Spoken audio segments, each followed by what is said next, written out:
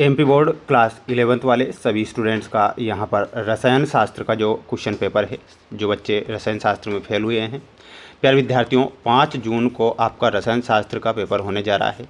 तो सभी बच्चों से मेरा यही कहना है कि अगर आप पास होकर 12वीं कक्षा में प्रवेश लेना चाहते हैं तो इस प्रश्न पत्र को पूरा ध्यान से देखें और अच्छे से इन सभी प्रश्नों को याद करें, क्योंकि 100% प्यारे विद्यार्थियों ये प्रश्न जो हैं परीक्षा में आ रहे हैं और छप रहे हैं।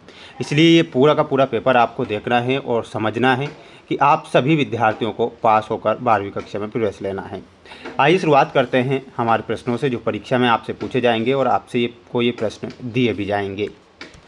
प्रश्न देख सकते हैं आपकी स्क्रीन के सामने। सबसे पहले सही विकल्प आपको चुनकर लिखना रहेगा। पहला प्रश्न आपकी परीक्षा में आएगा, 1 मोल जो होता है उसका मान कितना होता है। प्यारे विद्यार्थियों 1 मोल का मान पूछा गया है आपसे, तो यहाँ पर आपको लिखना है 6.023 × 10⁻23, यानी कि इसमें आपको ऑप्शन नंबर बी जो दिया गया है वो करेक्ट करके आना है। ऑप्शन नंबर बी आपका सही होगा। सभी बच्चों को वीडियो को लाइक कर चैनल को सब्सक्राइब जरूर करके रखना है। प्यारे बच्चों मेरे द्वारा सेट ए, बी, सी और डी ये चारों सेट पेपर डाले जाएंगे, जो कि 100% प्यारे विद्यार्थियों इन्हीं 4 सेट पेपर से आपका पेपर बनेगा, इसलिए आप इन चारों सेट को जरूर देखें। तापमान में वृद्धि के साथ किसी द्रव का पृष्ठ तनाव किस प्रकार प्रभावित होता है। तो यहाँ पर आंसर क्या हो जाएगा, कम होता जाता है। क्या लिखना है, कम होता जाता है।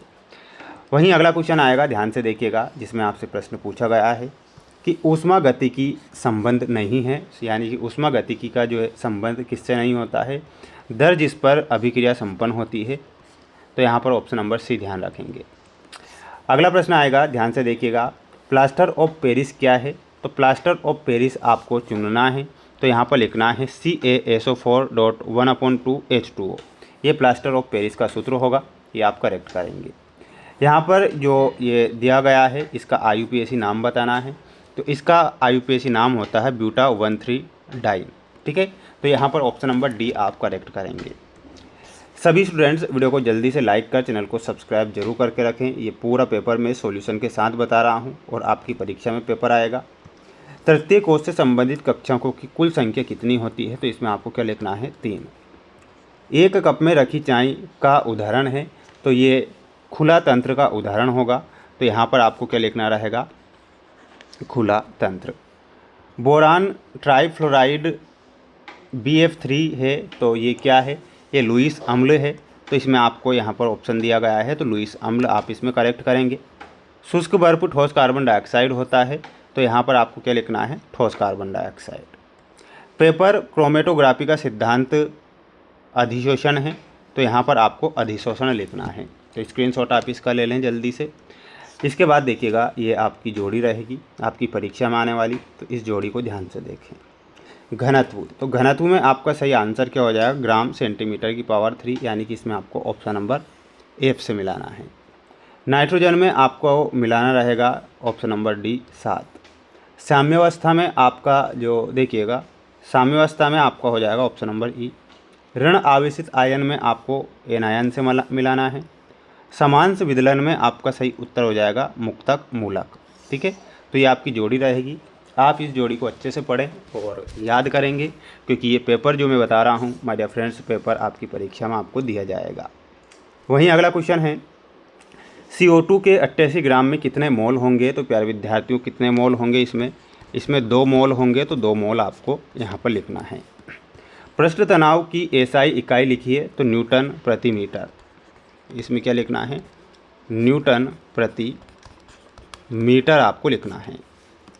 नाइट्रोजन का आकलन किस विधि द्वारा किया जाता है। तो जेल्डाइन विधि के द्वारा किया जाता है, जिसे ड्यूमा विधि भी कहते हैं। तो यहाँ पर आप लिखिएगा सिंपल जेल्डाइन विधि, जेल्डाइन विधि आप यहाँ पर लिखेंगे। पेन का पूर्ण नाम क्या है। तो पेरोक्सी एसिटाइल नाइट्रेट। क्या लिखना है, तो यहाँ पर आपका आंसर हो जाएगा पेरोक्सी एसिटाइल नाइट्रेट। ठीक है। Al2O3 की प्रकृति कैसी होती है। तो प्यारे विद्यार्थियों इसमें आपको क्या लिखना है, उभयधर्मी लिखना है। क्या लिखना है, उभयधर्मी। तो ये आप इसका एक स्क्रीनशॉट ले लेंगे और अच्छे से याद करेंगे। वहीं अगला क्वेश्चन आएगा, आप देख सकते हैं ये आपकी स्क्रीन के सामने अगला क्वेश्चन है। ये पूरा पेपर बताऊंगा कि कौन कौन से क्वेश्चन आने वाले हैं। मोलरता एवं मोलरता में कोई दो अंतर हमें बताना है। द्रव्य अविनाशी का नियम हमें लिखना है। बर्फ जल पर तैरता है क्यों? ठीक है, इसका आंसर आपको देना है। कठोर जल झाग नहीं बनाता है क्यों? हरित रसायन की परिभाषा। बीओडी एवं सीओडी का पूर्ण रूप बताना है आपको। ठीक है, एक उदाहरण सहित संकरण की अवधारणा स्पष्ट करना है। बोर्न-हेबर चक्र का रेखाचित्र। आदर्श गैस समीकरण की उत्पत्ति और डाल्टन का आंशिक दाब नियम। क्षार धातुओं एवं क्षारीय मृदा धातुओं में 3 अंतर आएंगे। निम्नलिखित यौगिकों के नाम चित्र सहित बताना है और यौगिक होंगे आपके खाने का सोडा, कास्टिक सोडा और साधारण नमक। डाल्टन के परमाणुवाद के मुख्य बिंदु आपको लिखना है। क्वांटम संख्याएं क्या होती है, इनके प्रकार एवं उपयोग आपको बताना रहेगा। विकर्ण संबंध को उदाहरण सहित समझाना रहेगा। प्रत्येक समूह का प्रथम सदस्य अपने समूह में विभिन्न व्यवहार दर्शाता है। पीएच को परिभाषित कीजिए। किसी मृदु शीतल पेय का पीएच ज्ञात कीजिए यदि सांद्रण 10⁻³ m है। प्रकृति भी आपको बताना रहेगा।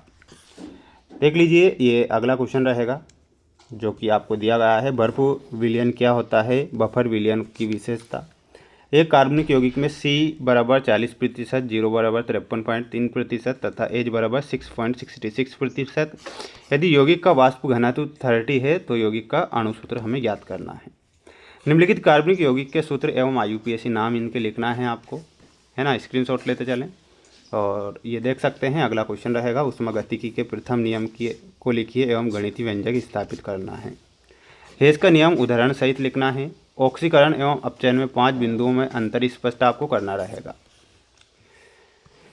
रेखांकित तत्वों की ऑक्सीकरण संख्या और इसमें टिप्पणी लिखना है इनके ऊपर आपको, है ना। ये पूरा पेपर था जो कि मेरे द्वारा यहाँ पर बता दिया गया है। सभी बच्चे वीडियो को लाइक कर चैनल को सब्सक्राइब जरूर करके रखें क्योंकि मोस्ट इंपॉर्टेंट क्वेश्चन के लिए अगला जो सेट बी है बहुत जल्द आएगा। जय हिंद।